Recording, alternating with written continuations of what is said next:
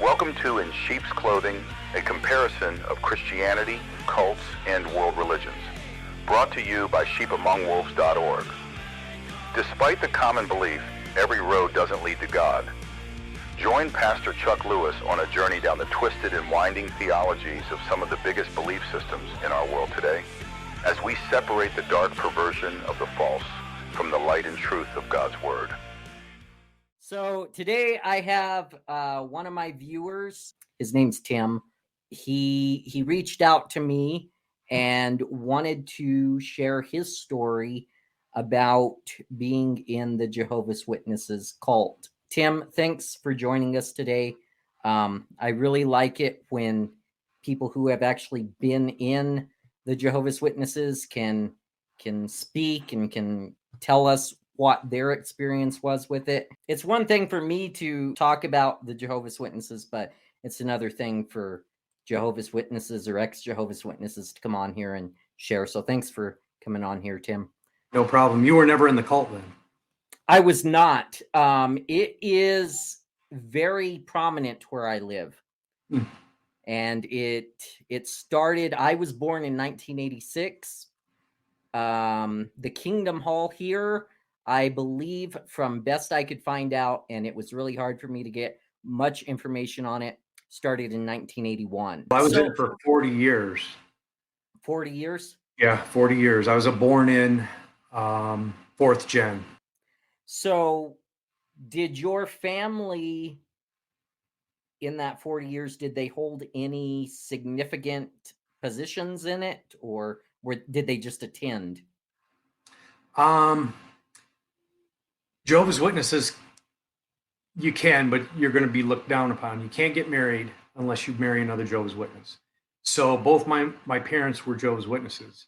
My dad's family on his side never really got into it very much. And my dad was strong in it up to a point, and then he kind of just would go when my mother would bug him enough about it, and he'd go. But now on my mom's side, they were extremely strong in it. So it was my great-grandmother that brought my great-grandfather into it.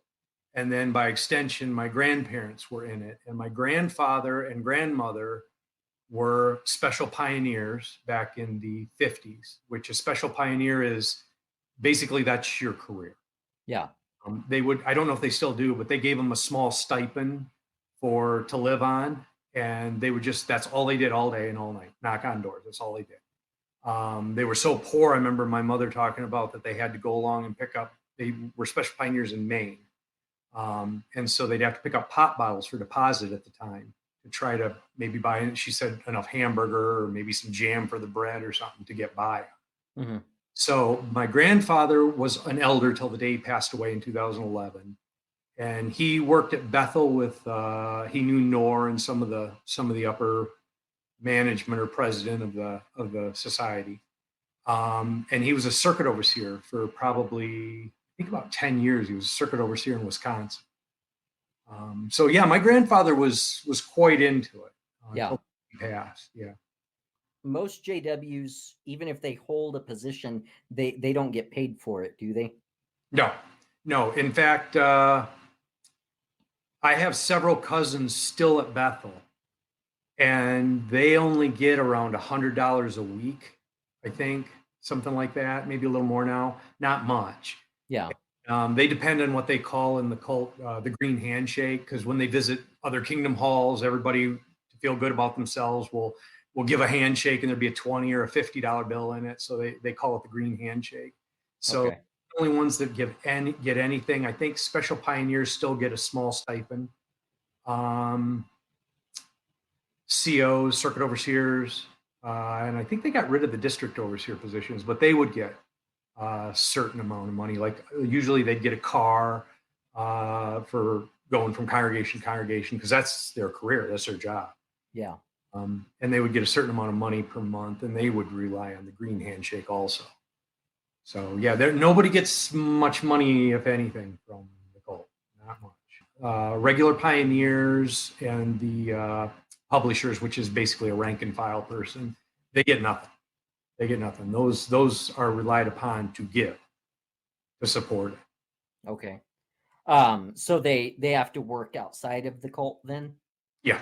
Yep. So did you have any family who were not JWs at that time? On my grandparents, my grandmother had a sister that was in and a brother that was in, very strong.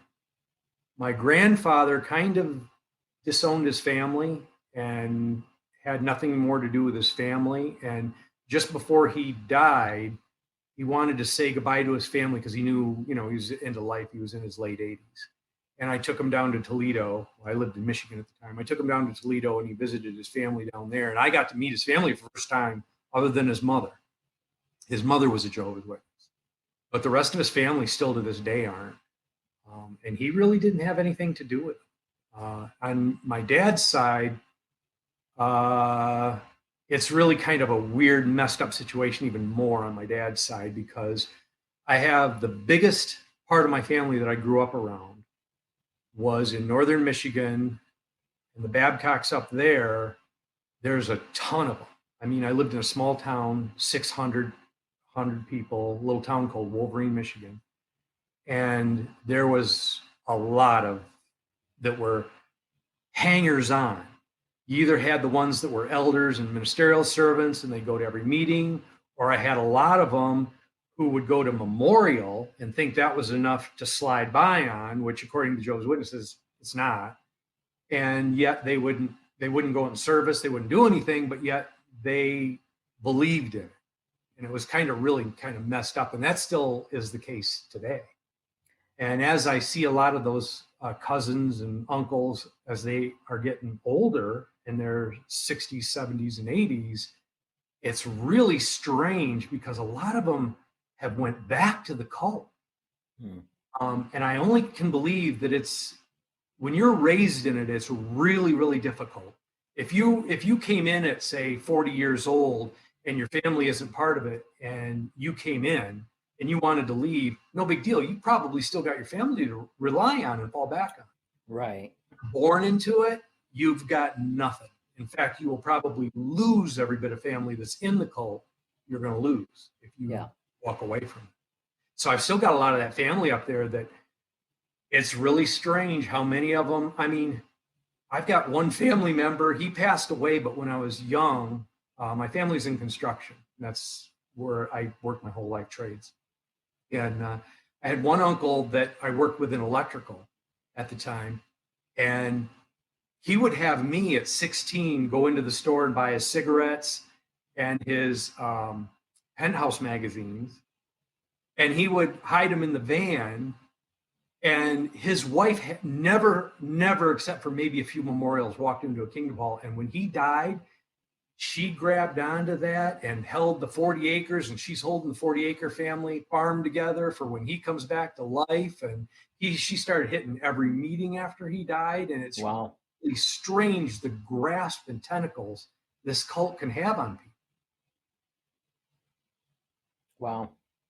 So tell us a little bit about your early childhood. So this is what you knew from your earliest days, right? From the very beginning. Some of my earliest memories are of, I remember one time I was in a closet and I was bawling, and because I was really young, I was probably like 2.5. And the circuit overseer, because everybody kind of almost fights to get the circuit overseer when he visits for the week or 2 weeks a year or whatever he visits, to come over to their house for dinner. And he came to our house, him and his wife. And I can remember I was because strangers in the house, and I was just freaked out about it. Yeah. I can remember sitting in the hallway, and I learned to read very well at a very young age because it was pushed hard. You had to learn to read because you had to go out and preach from as soon as you could. And I can remember going through the Paradise book. It's called Paradise Lost, Paradise Regained, I think it was. We called it. I think so, yeah. And it's full of all kinds of weird pictures in there, most of it drawing, because their printing capabilities and stuff at the time were limited back in the 50s. And that book, I think, was printed like 58. And it was used for years afterwards, but it's got The cities are all being destroyed by hailstones and lightning, and you see this little band of people kind of walking out with light from God shining down upon them, and they're smiling, rejoicing as these caverns are opening up and swallowing up people and cars and buildings. And it's just, and the pictures of Satan and what they call the image of the beast, which is supposed to be the United Nations. And it's I can't remember, 7-headed, 10-horned. I can't remember the combination of this beast, and then the harlot that rides upon it, which is supposed to be Christianity, not Christianity, Christendom, which is the false version of Christianity, riding the beast. The harlot rides the beast. But there's all these weird images that were given to you, and the stories. Oh my God, they would tell stories. If you got together and you had dinner with other witnesses, it would always end up with these stories about demons. And it was, when you're 5 years old, you're listening to your parents and other parents talking about, oh yeah, so-and-so had a demonized washer and it would walk across the room, or so-and-so used a Ouija board for a shelf and they got attacked by demons. And I mean, they would go on and on and on. I mean, I'd have nightmares. My mother actually told me later on in life that she had the same thing happen, heard the stories, and would have the nightmares, waking up screaming, the demons are going to get her. And, you would hear these things at the assemblies and given in talks. I mean, you would hear this from every corner. It kind of bothered me up and through till my 30s. I don't want to touch a Ouija board, it's like, because the demons will get you. Yeah, it's very hard on young kids. It's very hard. And then the bad part of it is you go to school and you're told you're better than everybody else. The people of the world are from Satan. They're of Satan's world, and they're no good, and they're going to die at Armageddon unless they come in to be a Jehovah's Witness, and you're better than them. And so you go into school with that attitude, everybody starts basically hates you right from the get-go, because you put off that attitude that you're better than them, and they're these evil people. And then you can't take part in any sports, you can't take part in band, you can't take part in any extracurricular activities whatsoever. So if they have a birthday cake, I can't remember how many times I would sit in the hall because somebody had a birthday cake and I had to go sit in the hall. Or we're coloring pictures of Christmas today, I had to go sit in the hall. Anything like that. Any holidays, you name it. There's only one holiday, I'm pretty sure one that the witnesses will allow, and that's marriage anniversary. So that was kind of run big in my family. That's all we had. So, everybody get together and celebrate everybody's anniversary. But yeah, that's all we had. I didn't know that they even allowed that. Yeah, that one. And now I've been out. I left in 1995. I started my exit because I was critical of the cult for a long time.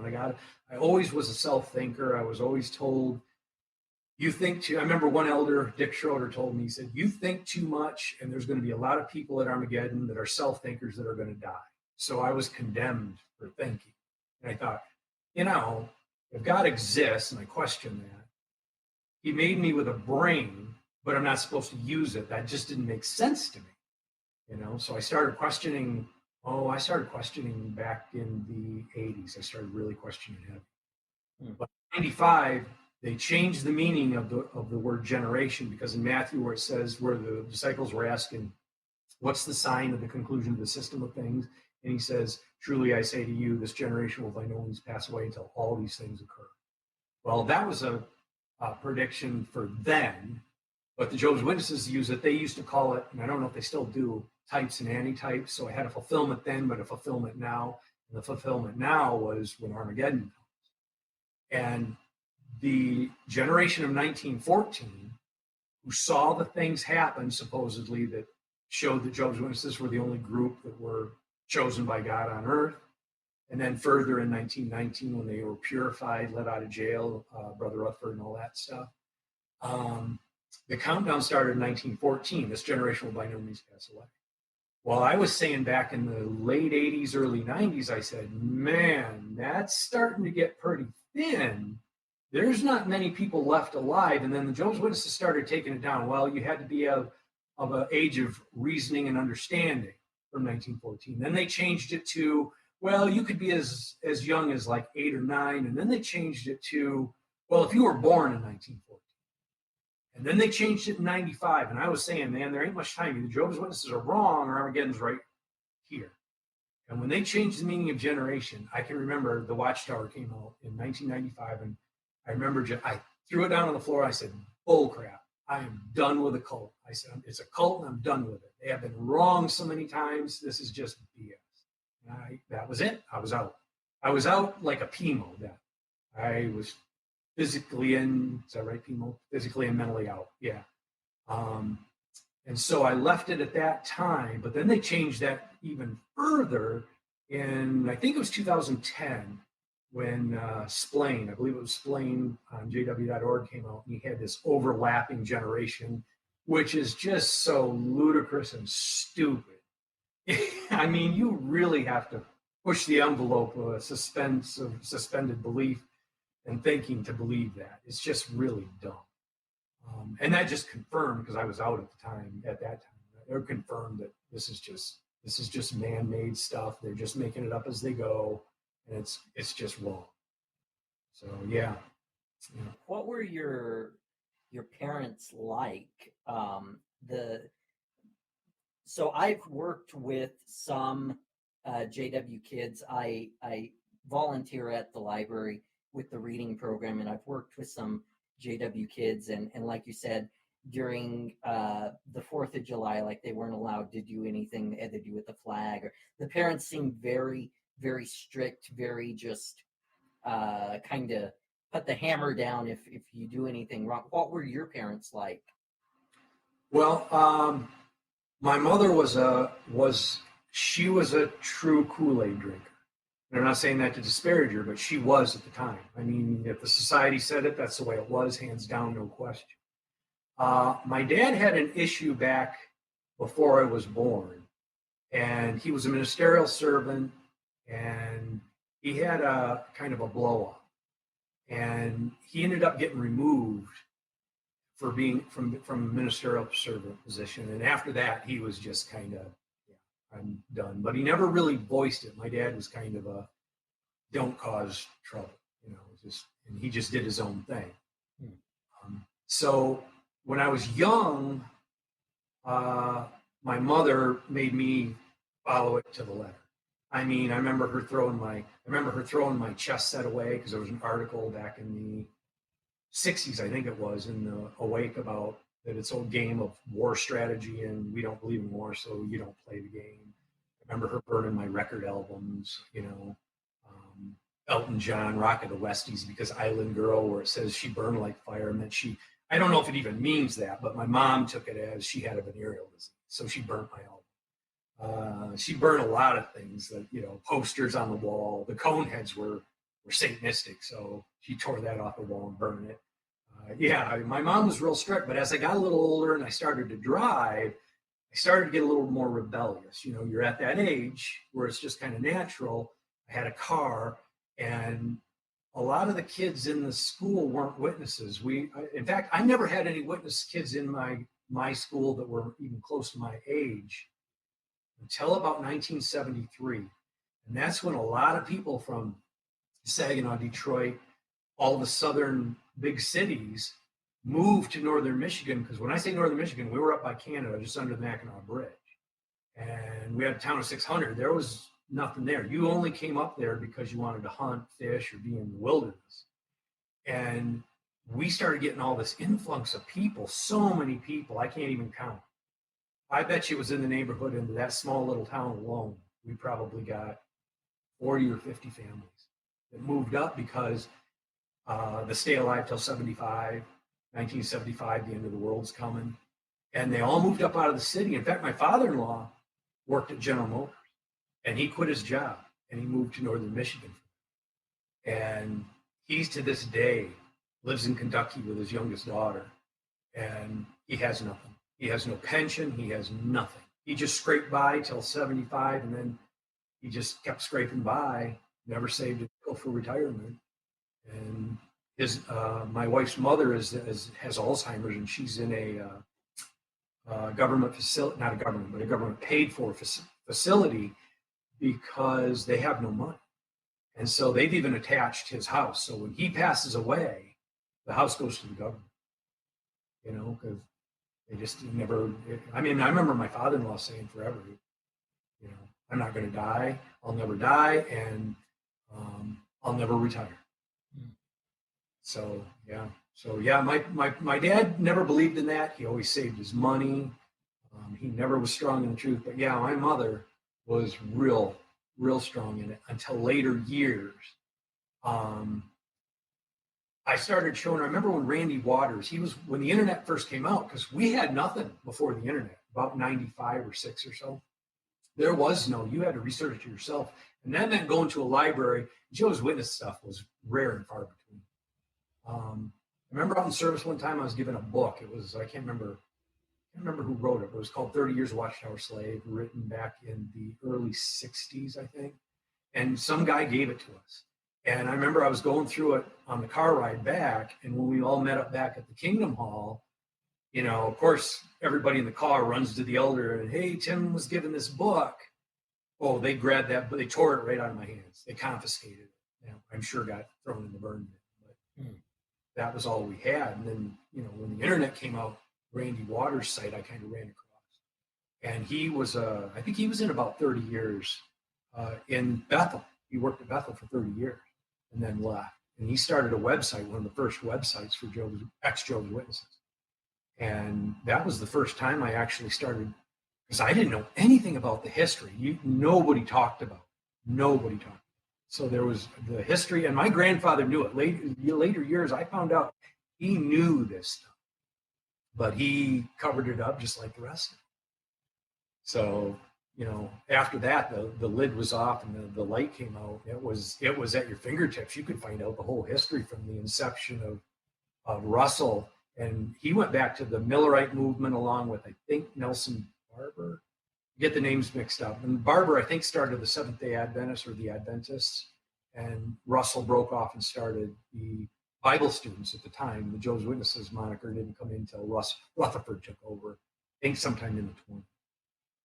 But yeah, it was all there and you could follow it down. And that's when the scales kind of fell off my eyes. Like, wow, I had no idea of the crazy stuff that they had taught over time and just let quietly disappear, and not talk about. Yeah, they did a good job, it seems, of covering their tracks. As I was looking into it, I wondered, like, how did so many people fall for this and stuff, but it wasn't well known. It's kind of like with Scientology, if they knew the roots and the history of Scientology, well, they wouldn't be Scientologists because it just didn't make sense. What were you taught about life from the view of the Jehovah's Witnesses? I know that they now they're the ones I've talked to recently. They're real big on Armageddon and that. But was there any specific thing that they pushed? Well, Armageddon hasn't changed, and it's been that way ever since I was born in 62. I left in 95, and my whole time growing up, that was the thing, and I believe it's still the thing. That's their whole purpose. It's Armageddon's right here. It's any day now. In fact, I've still got a lot of my books. I kept them. I've got the 1969, I can't remember if it's a Wake bound volume or the Watchtower bound volume, but it says young ones asking about going to college. And they said, let it be known to these young ones that you'll never get your degree and be able to use it before Armageddon comes. Wow. I've got all these books, and I've kind of marked them over the years. I kind of went back, and because you didn't think anything about it at the time. Well, Armageddon's any day now. They keep that fear going in you. So yeah, that is big, and that I don't think that's going to change, because that's one of the fear tactics that they use for their mind control. It's one of the things a cult uses, is to keep you afraid. It's like God will strike you dead any day now if you leave the group. Right. So that was the big focus then, and I think it's still now. Yeah. I was talking to my brother earlier, and I was telling him that at least from my viewpoint, and you can correct me if I'm wrong, it kind of seems like the JWs do not want their people to be educated at all because they want all their focus to be on what they're telling them. Am I right? That's exactly right. And it took me a while to understand it. But what it boils down to is if you go to college, I don't know about now because things got a little wonky lately, but when you would go to college back in the 50s, 40s, 60s, 70s, you were taught critical thinking. I mean, that was a main part. You had to learn to critically think for yourself and Right. not wash with Jehovah's Witnesses. Because if you think for yourself, you're going to start questioning, hey, this doesn't make sense. So they did not want you to go to college. They did not want you, I mean, you could go to trade school and learn a trade or something like that. But college, no, that was not, they don't want you to be educated in that way. And to this day, I'm sure it hasn't changed. Well, yeah, I know it hasn't changed because I still watch most all of the jw.org video broadcasts. And I think it was Splain again that had said to something that maybe you have a Bible study and one of their relatives says, hey, look at this site. It explains the history of Jehovah's Witnesses, and they want to show it to you. Well, that's not an option. You can't look at it. And that was the way it was forever when I was in, and that's the way it is today. You're not allowed to read anything, watch any video, watch anything, have anything to do with any person that is critical of the org. And that will include your spouse, kids, whatever. That's just the way it is today. I mean, cut them off. You can't have any. In fact, I had a partner in the 80s. I'd moved to Florida and I went into the floor covering business, and I had a store down in Florida. And then I moved back to Michigan because my mother took ill. And one of my old schoolmates who still lived up there was a drywaller, and he ended up, he was out of work at that time. And I said, hey, let's start an installation business.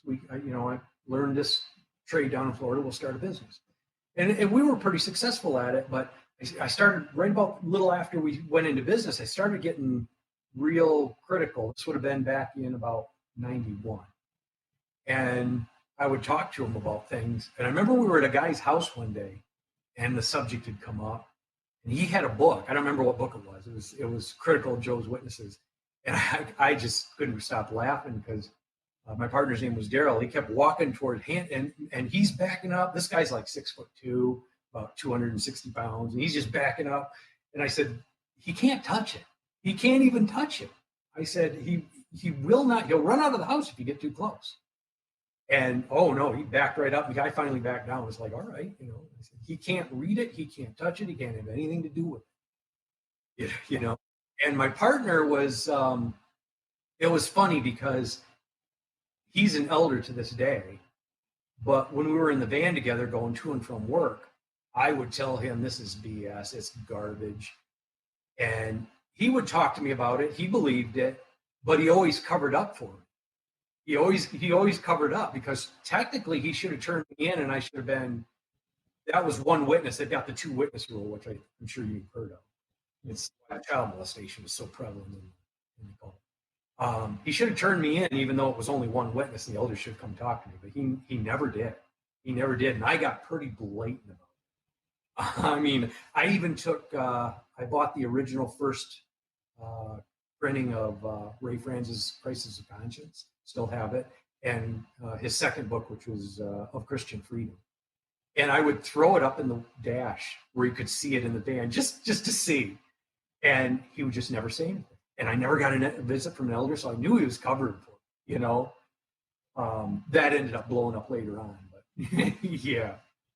I know that you probably heard a lot of crazy things and that growing up. You mentioned that demons were very prominent and that sort of thing.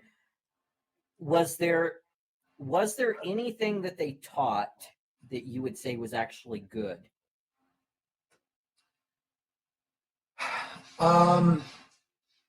Their focus on keeping like marriages together, I would say, is a double-edged sword. It's good to try to keep a marriage together, in my opinion, anyhow. I don't believe in just getting divorced because, you had a fight today or something. But it goes too far, because that's the double-edged sword part of it, is it goes too far, because if you're, let's say a husband is abusive and he's beating his wife all the time, you're not allowed to get this fellowship. So they take it too far. But I would say that would be one thing that was actually, I didn't think was bad to a certain point. Of course, their belief is that you don't do drugs, you don't steal, but that's really most all of Christianity. So there was nothing they taught in particular above any other Christian group that I think was any better than, it was just biblical. You don't steal your neighbor's cow, you don't covet his wife, you don't, kill him. But not unique to the Jehovah's Witnesses. They didn't teach anything unique. Okay. So at what age did you say that you first started to kind of question the cult? I would say probably in my mid to late 20s. I started questioning things. And I can remember my grandfather saying, mostly I started questioning because the elders did not live the life. It was almost to the one they would break some rule or something, whatever was convenient for them, they would break. And I would question that. My grandfather would always come back and say, well, you don't worry about, it's the teachings, it's the society, it's Jehovah's organization. There's always going to be those in it that you just don't look at the people. I was always told that. That kind of put like a salve over a gaping wound for a little bit.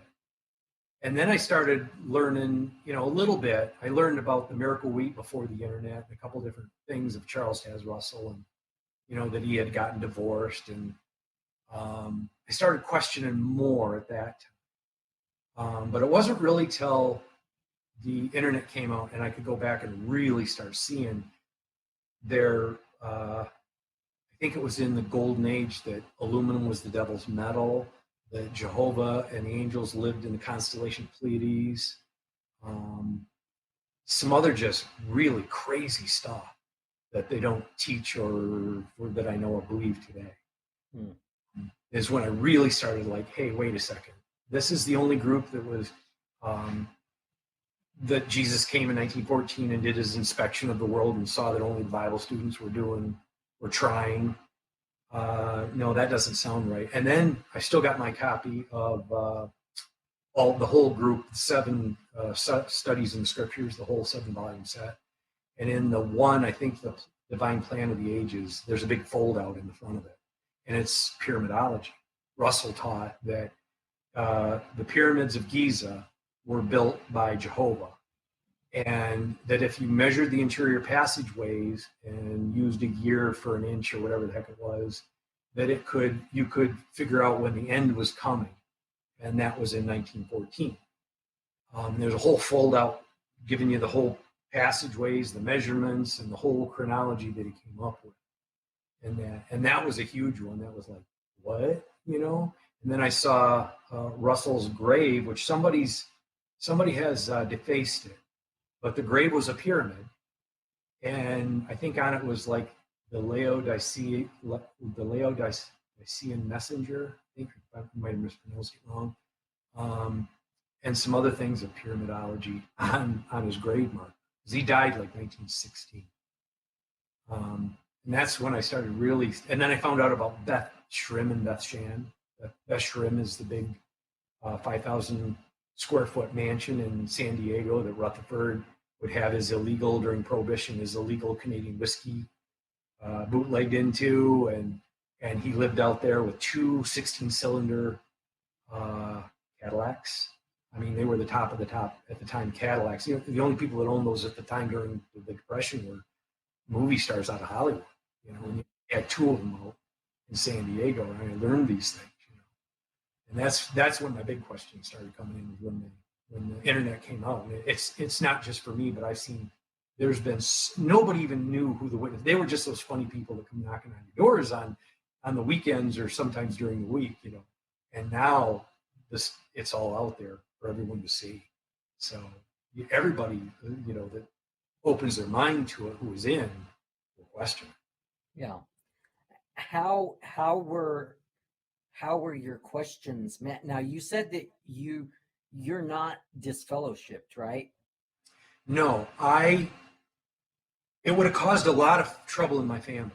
Mhm. Because I'm sure that if you're disfellowshipped and you're not like 16 years old or 15 living in the household with the family, they can't talk to you or they can get disfellowshipped. It would have caused a lot of trouble in my family. And so my grandfather knew all the little loopholes, how to get around it. Like he took me aside. He told me there were a lot of things he questioned that he didn't believe, but just rely on Jehovah. So he told me about these loopholes, like don't ever say this stuff you're saying to Daryl. Don't ever say it in front of two witnesses. Don't do it because you'll be disfellowshipped immediately. So he told me that. Like when I had my carpet store in Florida, he lived at the time down in Florida also. And I kind of left the religion because I had a falling out because I started my own carpet store and I had worked for a brother. And that really ticked him off. Oh, they were just gunning for me to disfellowship because of that. They said you were competing with a brother. And Jehovah's Witnesses can't work for another church. And I would. And I was doing all this work for other churches. And a friend of the family that wasn't a witness that had moved down to Arcadia wanted me to do his church. And I did the church and put the vinyl down in the rec room. And they came after me. And my grandfather took me aside and he said, I don't care how you got paid. You tell them John Mykoff paid you. Don't you tell them you got a check from the church, because there's a loophole that if, let's say you work for a construction company and they go to work for a church, you can work, if your conscience allows it, you can work for that church through the builder you work for, but you can't work directly through the church. And you still can't work for a builder if the builder, let's say all he does, let's say if he just repairs churches, you can't work for that builder because you're only working on church. But my grandfather gave me all these loopholes to not get disfellowship. So between that and I ended up moving, and when you move, you're not around anymore, so there's nobody to gun for you and see if they can catch you doing something, maybe smoking. I don't smoke, but something of that order where they can get you out for it. So no, I've never, because of me moving and not having any contact with them anymore, it kind of cut the ties with it. And fortunately, my wife was raised in it too, because you can't get married to another Jehovah's Witness and not get, I don't think it's quite disfellowshipping, but boy, will you get frowned upon. My wife was in it, so we met, got married. And when I left, she had always kind of thought, it just doesn't sound right. Did I just happen to win life's lottery? That I just happened to win by being born into this group that had the only one right religion in the world? So she always questioned it when I left. She had no problem leaving. So I was fortunate that way. So otherwise, there's a lot of people whose marriages are broken up because the wives will turn them in.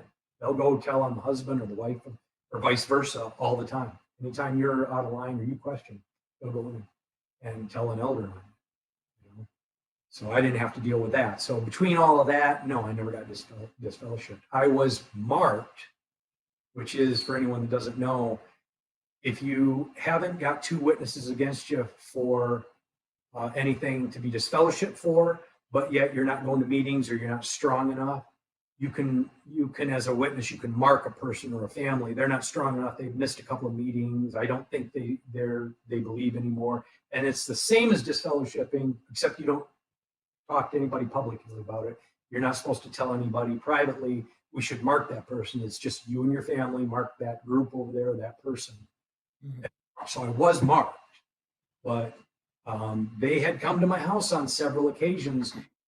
It actually blew up when the cousin of Daryl's, who I was partners with, come over to my house, and he was doing a shepherding call, trying to get me to go back to me. And I kind of told him what me and Daryl, I got too comfortable talking with Daryl about it. So I just talked a little too much, Daryl's cousin. And he couldn't, the rubber hit the pavement, screeching to his dad. And boy, they were like, we got to have a meeting. And I said, no, we don't got to have a meeting because I know what you're doing. It's two witnesses. What I told Zach is one witness. You come over with two witnesses, I'm done. well, they came over with 2 witnesses anyhow. And I said, no. I said, I did question things. I said, I heard someone say, well, they can't disfellowship you for saying you heard someone say, but they can disfellowship you for saying, I no longer believe that this religion is God's sole mouthpiece on earth.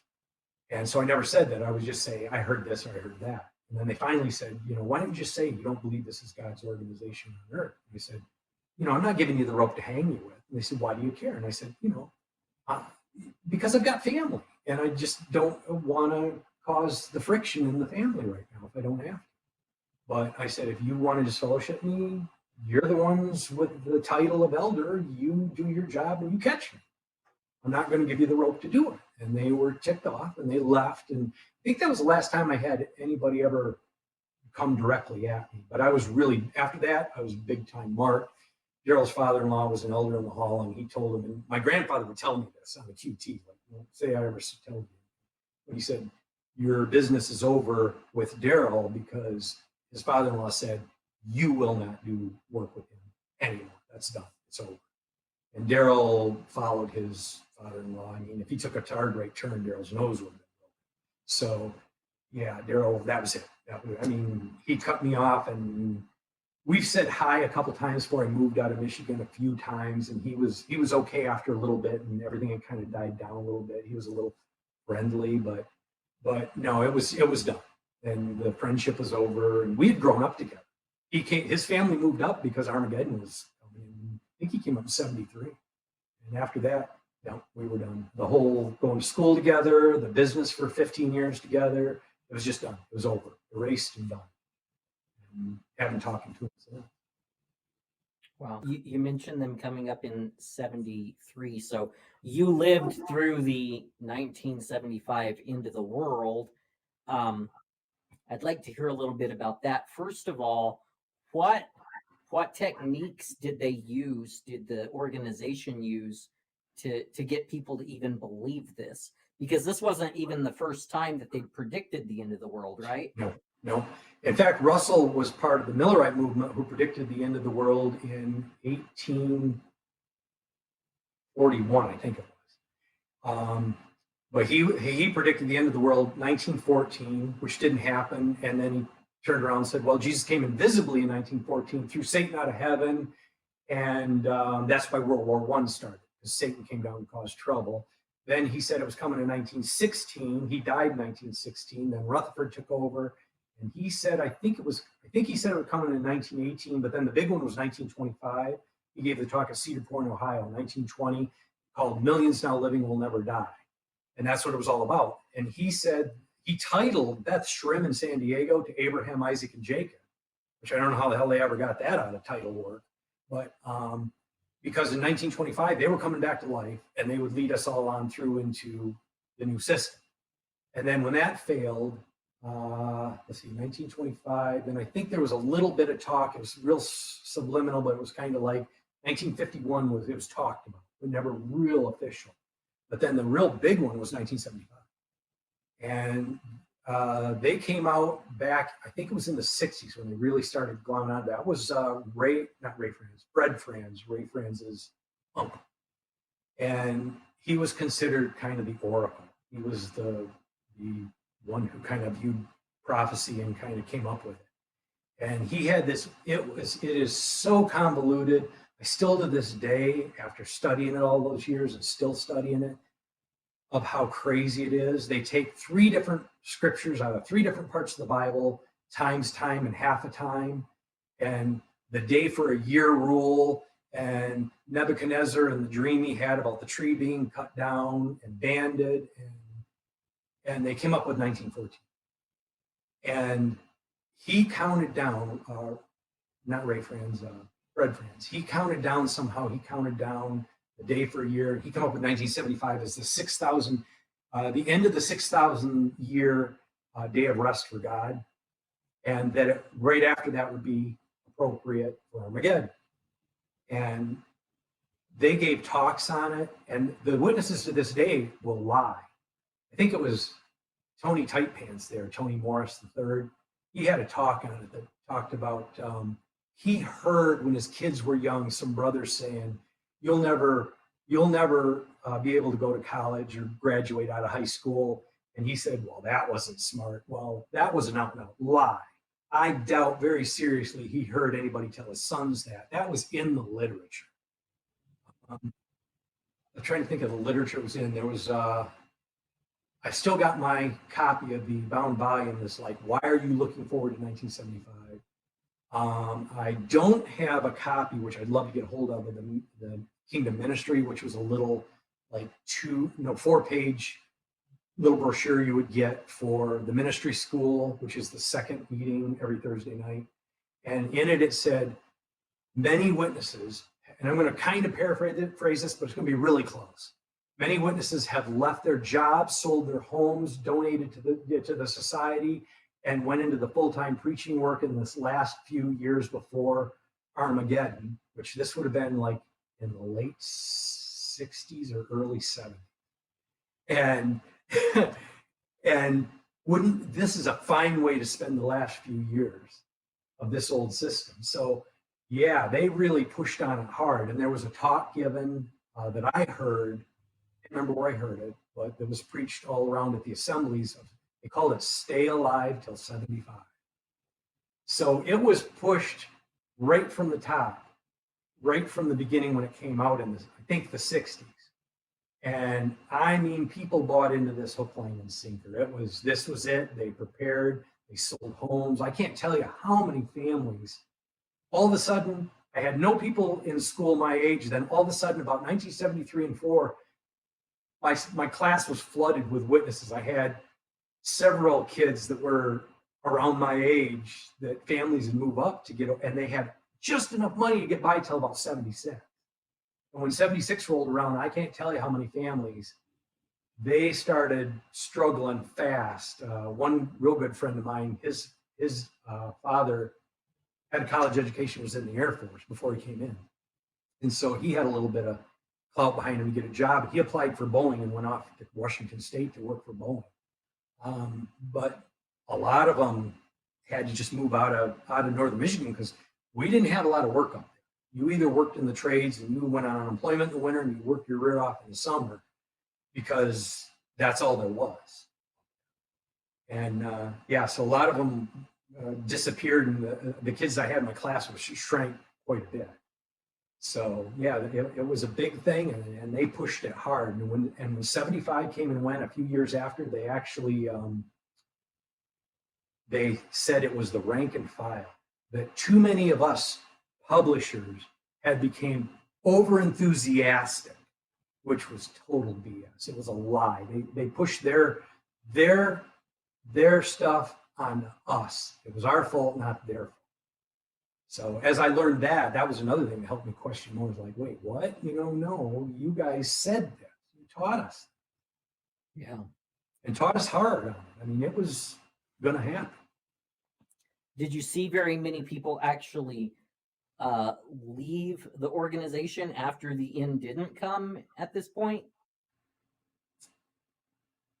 Yeah, there were a lot of fadeaways. A lot of fadeaways in my family. There were a lot of fadeaways in those people that moved up. They would still go, but they didn't really, not strong like every meeting out in service and just pushing it hard. Yeah, there's a lot of fadeaways that I saw. So yeah, it affected a lot of people. But then after that, that fades away in people's memory. And it wasn't until the internet came out that people who didn't live through it could find out about it. So after it kind of faded away in 76, 77, then they started bringing in more people because they didn't talk about it. It was just pushed under the rug. And so new converts would come in. And they had no idea about all the false prophecies, all the unfulfilled end dates. And they just didn't have anything to compare it to. And I think a lot of those people even started questioning once the internet came out, and they were like, hey, I had no idea about the history. Yeah, they covered things up again like they were so good at doing before. Yeah. After the end didn't come in 1975, how, like with your mom, was she still heavily involved, or? Yeah, that didn't seem to faze my mom. She never told me that it really fazed her all that much. I never talked about 75. My dad never really talked about the religion much. My dad, he wasn't a drunk at anything. I never got along with my dad because he was very controlling, and it just didn't set right. But he never talked about it. I remember when I was young and I was working with that Dan Babcock I told you about that would have me buy his cigarettes and his porn mags. He was smoking, and I remember two elders came down, sat me and my dad down in our house, my dad's house, and they gave us the grilling. You know, we hear that you have seen Dan smoke, and I didn't know what to do. I'm about 16 years old. I didn't know what to do. My dad's a real control freak, and if you rub him wrong, he had a hot temper, a push button temperament. If you push his button just right, he had no problem in beating physically and mentally. And I kind of looked over at him like, what do we do here? And he just got up at the table. He gave me a glare. I don't know why he gave me a glare, but he gave me a glare, and he just walked out to the garage and went to work. And so there I am alone, 16 years old, with these two elders, and they're just beating me over the head. You know, Jehovah's watching you. You got to do the right thing. And I caved. I just crumpled up. And yeah, I bought his cigarettes. I saw him smoking and this and that. And it was funny because all of my family, at least my family that was more closely related to Dan, all rallied around him. He ran to one of my uncles who was an elder, and he covered for him and said, Dan told me he was smoking. That was a lie. He did not. And he's been studying with me, and he's getting back on the straight and narrow, and he give it up, and everything's okay. And my uncle, I lost my job in electrical. My uncle didn't actually fire me, but after I turned Dan in, the next day, I had to drive the garbage truck and go to the jobs instead of running wires, which I enjoyed that career. I was picking up garbage. So yeah, and technically he didn't fire me, but yeah, I was the one punished for doing the right thing, which is always the case. You're always punished for doing the right thing one way or another in that cult. Wow. So you said that you were probably in your 20s when you first started looking into the falsehoods and that as the internet came along and that.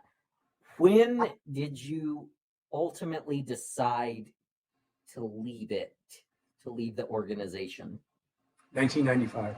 When I got that watchtower that changed the meaning of the word generation, I had been waiting on this for years, that there's not a lot of time left. These people from 1914, even if you're born, there's not a lot of them left. They're up in their 90s now.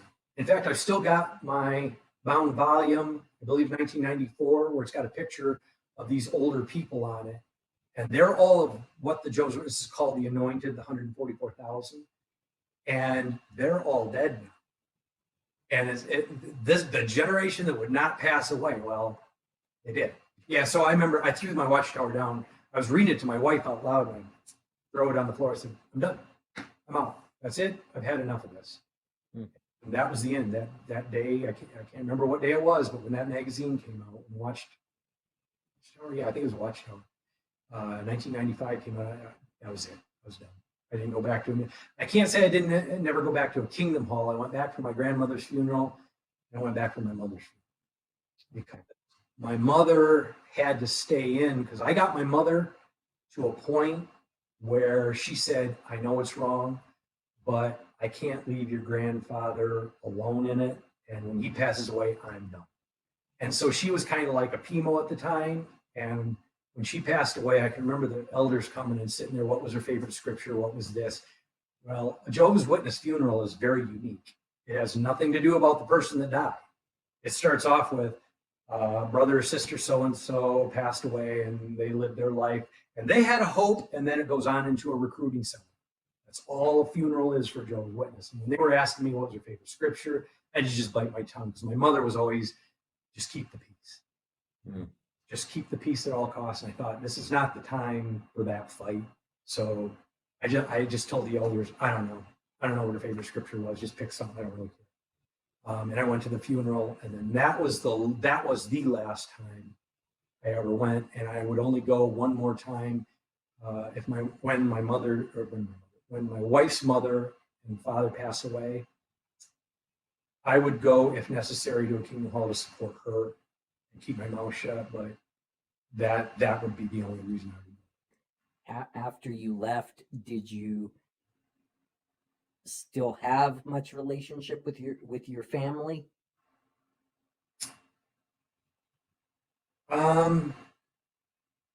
When my mother passed, when I left, it was kind of only my grandfather and some of the elders and everything knew to what degree I was an apostate.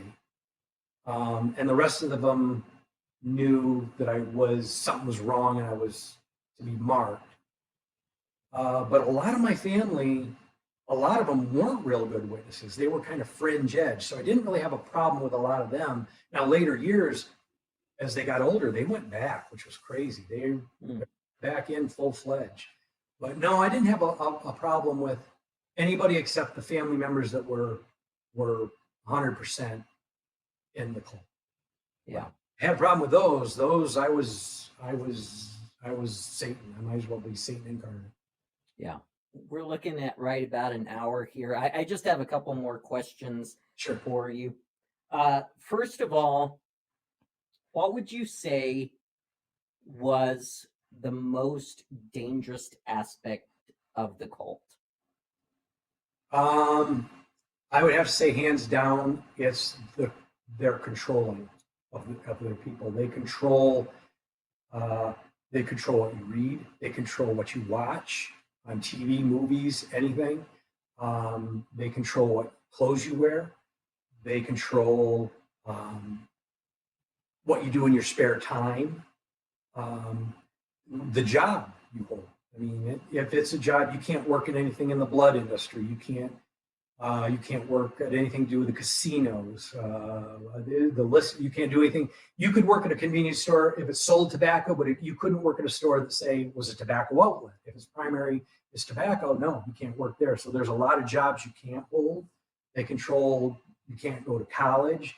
Now, it's not a disfellowshipping offense, but if you go to college, you're going to be marked. So they control every aspect of your life, and that's highly dangerous because you become so dependent on it that you don't think for yourself. You can't think. In fact, you're taught. They actually say, the governing body says, that even if you don't understand or you think it's crazy, what the governing body says, you followed anyhow. I think it was Stephen Lett, that Muppet head. He said that if you are painting a Kingdom Hall with a 2-inch brush, but you think you can use a sprayer and get it done faster, you use a 2-inch brush and you don't question. It's that amount of control that is so dangerous. So that was my big thing. There's a lot of other aspects of it, but the control it always comes down to the control. Yeah. They want you attending their things, reading only their literature. In my studies of it, there was a quote. I'm paraphrasing, but it was basically like, if you stop reading our literature and only read the Bible, you'll be apostate in like a couple of years or something. Yeah, they said something to that effect. They said something about you can read the Bible, but you can't understand it without our literature. I can't remember all the different ones, but there's been several publications that's like you need our input to understand the Bible, because they're given new light all the time, supposedly. I know that like their headquarters, man, it's just way elaborate and extravagant. And I know that like here, the Watchtower magazines, they just give those out when they come door to door and that. But do the Jehovah's Witnesses, like the peons or that, do they have to buy a lot of the literature, or is it just given to them, or how does that work? Okay, I've been out of the loop since about 1995, and then really out of it since about 2000, when my mom passed away. And my grandmother disowned the rest of the family and then just took off. He took off and went back to Florida and had nothing more to do with us. When I was in it, the literature was given to you, but you would donate. And then they got in trouble along with Jimmy Swaggart. They kind of sided up with Jimmy Swaggart in a court case. And it had something to do with the way they took money for literature, because you go out in service and you'd leave a magazine, an old magazine, you'd carry older magazine, and you'd leave it in the door, crammed in the door, if nobody was home. But the newer, we used to present the Watchtower Away when I was in, and you would ask for a donation. At the time, it was like 35 cents. A lot of people give you $1 or whatever if they took it. A lot of times they take it just to make you go away, which was wrong. It was like feeding the coons. You're just going to get a lot of coons coming in. But yeah, we were always just given it, and we were asked to donate for it. And I can't remember. I think there was a time a little bit before me, back in the 50s, early 60s, that they asked for actual money, but that's a little bit before my time. My time, it was they would ask for donations for it. And they would even give you examples of like a good quality Bible would cost this, kind of suggestions on how much to give. Did they ask for donations for other things, like just to give donations, or? Oh yeah, they say they don't. They say because Charles Taze Russell originally said, we don't solicit, and if we ever start soliciting, it will be a sign that God is not with us.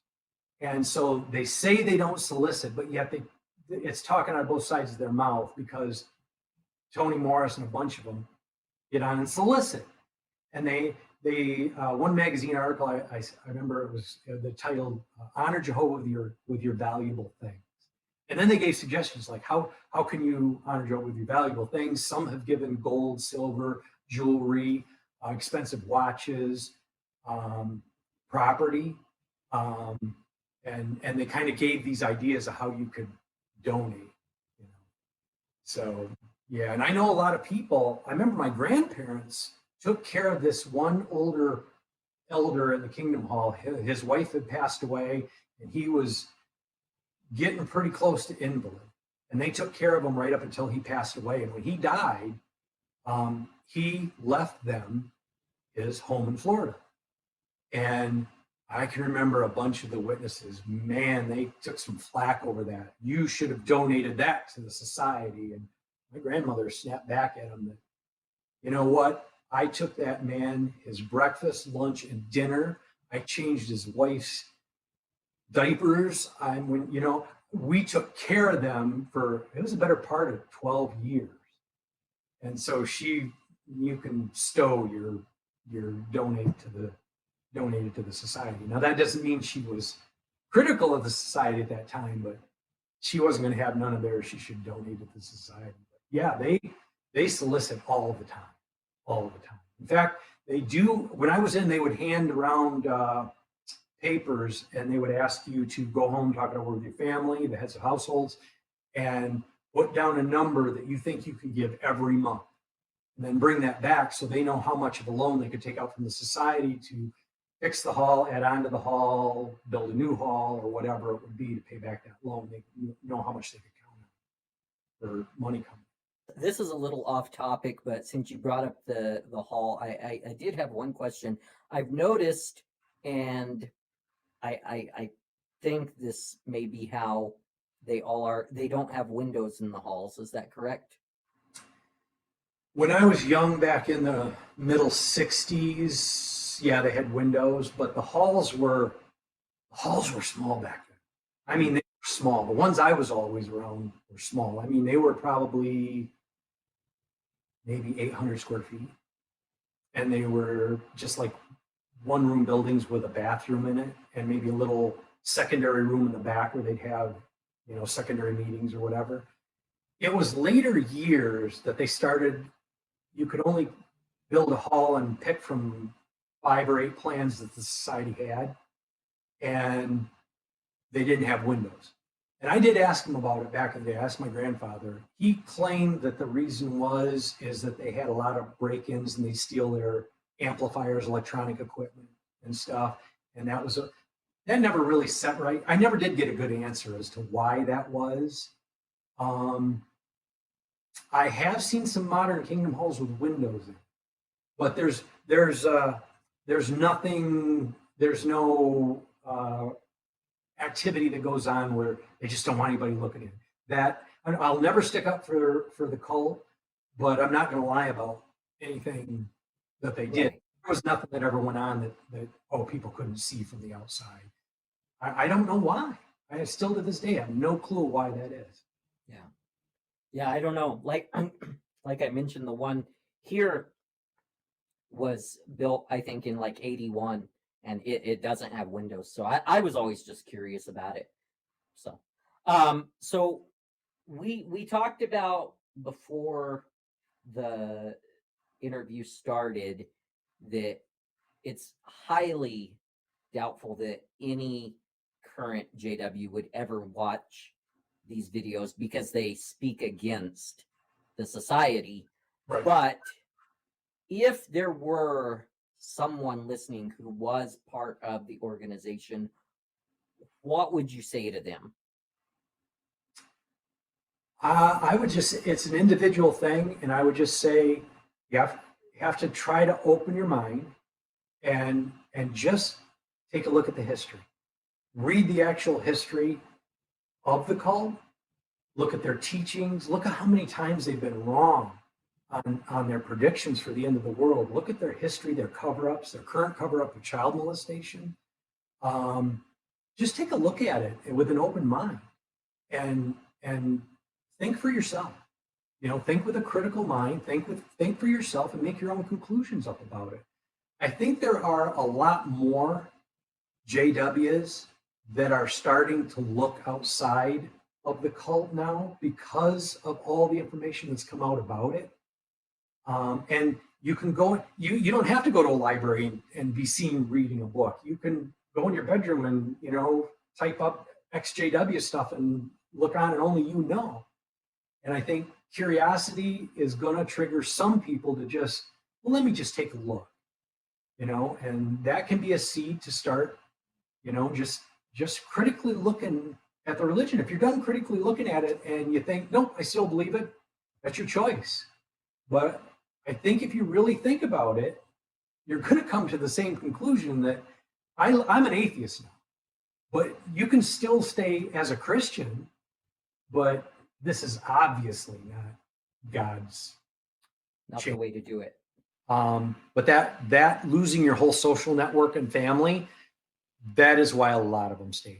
I mean, because like I said, if you're born in and your whole family is in, you stand to lose every social networking acquaintance that you've got. And that's big. That's really big. A lot of people can't handle that. That's why so many have committed suicide. Maybe they're homosexual and, they can't hide it anymore and they can't lose their family. So they're caught between, I can't do what I want to do and I can't live my life and I can't lose my family. So, it's a huge thing. It's big. Yeah. Would you have the same advice or any other advice for, say, anyone who may be on here that might actually be considering joining the organization? Oh yeah, I consider myself an activist. I don't have a channel or anything. I make comments on everybody else's channel, but I do talk in public. Anybody that'll listen. If I detect anything that they know somebody or they have family or anything that's in the Jehovah's Witnesses or they're thinking about it, if they'll talk to me about it, I will tell them my whole experience and I'll tell them, don't get involved with it. They will love bomb you. When you first come in, it's strange. They will just, you're the only person in the universe. You go into the Kingdom Hall, here's somebody's new Bible study. They'll surround you, shake your hand, give you hugs, welcome in, welcome to the friends. And they've got a million catchphrases, and it sounds good, especially if you're somebody that doesn't have a lot of social networking already. People who are lost a loved one, or they're mentally depressed, or they're, that have an issue and they need some support, the witnesses can kind of come in, and that's the bait. That's what they'll hook you with. But then once you're in, you got to cut off your family that are non-believers. You got to cut off all holidays. You got to change this. You got to change your life, conform. Don't get involved with it. My advice is run. Don't get involved with it. If you're curious, get online, read everything you can read from ex-JWs, people who were in. Get Ray Franz's book, Christ of Conscience, was real expensive because it went out of publication. They've republished it now. Get that book and read it. And you'll find out what went on behind the curtain of the actual governing body members. And I'll tell you, I've always been a big gun nut. And I collected guns since I was about 10 years old. And the JWs never really liked that. And so when they came out with an article in the Watchtower about how JWs do not use firearms for self-defense, that kind of rubbed me the wrong way. And I've got 3 letters. They don't answer people anymore, but they used to. And I sent 3 letters into the headquarters in Brooklyn at the time. And I got answers back. I was scared. My first letter, because you're brought up to believe the governing body, oh my God, it's like you're a hillbilly and they're from Harvard. And you're going to ask a stupid question, and they're just going to make you look like a fool. So I was just scared to death. I'm going to send this letter in, and they're just going to make me look like an idiot. And the pablum I got back for an answer was like, huh? These guys are the guys I was so afraid of? So I started sending more questions. I got a little bit more blatant about it, Hey, why did Jesus say, he who has no sword, let him sell his outer garment and go buy one? Why this, that, and the other thing? And they couldn't. I kept the letters to this day, but they answered back basically. It was basically just do what we say and shut up. So. Yeah.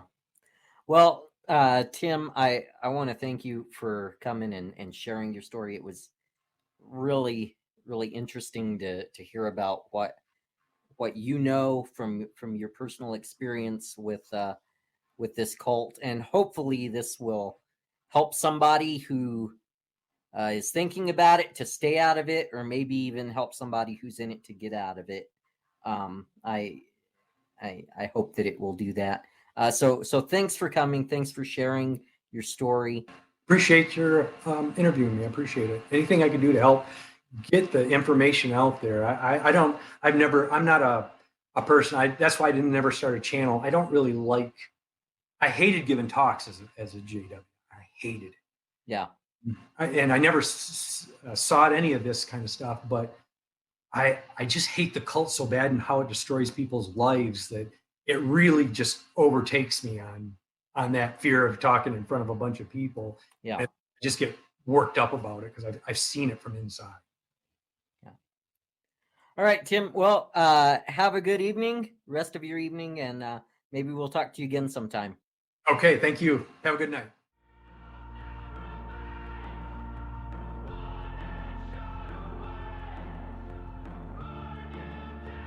Thanks for joining us for today's episode of In Sheep's Clothing with Pastor Chuck Lewis.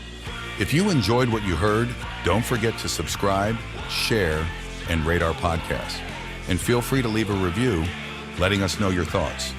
For more resources to help you deepen and defend your faith, visit our website at sheepamongwolves.org.